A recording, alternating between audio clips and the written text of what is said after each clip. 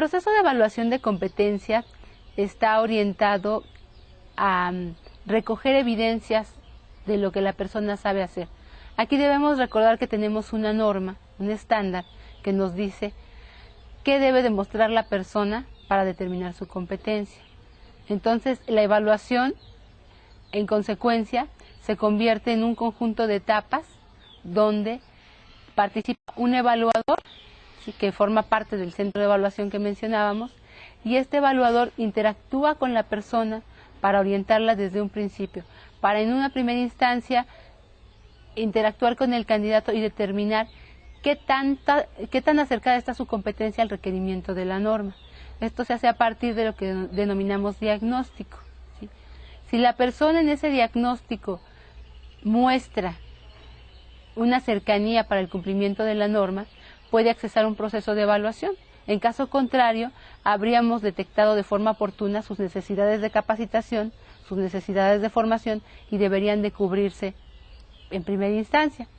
Pensando que la persona tenga la formación suficiente para acceder a un proceso de evaluación, entonces esta figura denominada evaluador le indica a la persona, ¿sí?, en qué va a ser evaluada. De acuerdo a la norma establecida, le indica qué evidencias debe de generar, ¿sí?, en qué contexto se debe de generar, y se ponen de acuerdo en cuándo y en dónde se va a realizar el proceso de evaluación. De acuerdo a esta agenda de trabajo que se establece, se ejecuta el proceso de evaluación, donde se da prioridad a la evaluación del desempeño. ¿Por qué? Porque la norma en sí misma plantea resultados. Entonces, hablamos de que se hace el uso de unos instrumentos de evaluación que no son solo cuestionarios, como se da muchas veces en la formación, sino que tenemos instrumentos para recoger evidencias del desempeño de la persona, ya sea mediante la observación directa o de sus desempeños que generan productos específicos, y también, por supuesto, de los conocimientos que la norma haya establecido como necesarios a evaluarse. Entonces hablamos de una formación teórico-práctica, ¿sí?, donde el escenario de evaluación es muy importante porque tiene que ser lo más parecido a condiciones reales de trabajo, ¿sí?, e idealmente en sus condiciones reales de trabajo, ¿sí? Aquí hay que tener en cuenta que cuando hablamos de competencia, hablamos de que la persona domina esa función, puede realizarla. No es que tenga la capacidad para realizarla, sino que la puede realizar ya como tal. Es decir, la capacidad a veces nos indica que la persona podría hacerlo. La competencia nos dice que la persona puede hacerlo, lo está ejecutando.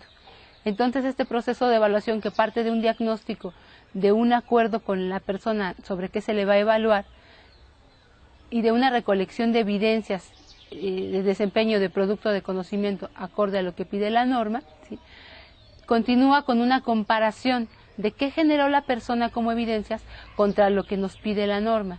Y en la medida que hay una coincidencia, una congruencia, es que puede emitirse un juicio de evaluación, que en el caso de competencias se privilegia la parte cualitativa, si la persona es competente o es todavía no competente, ¿sí?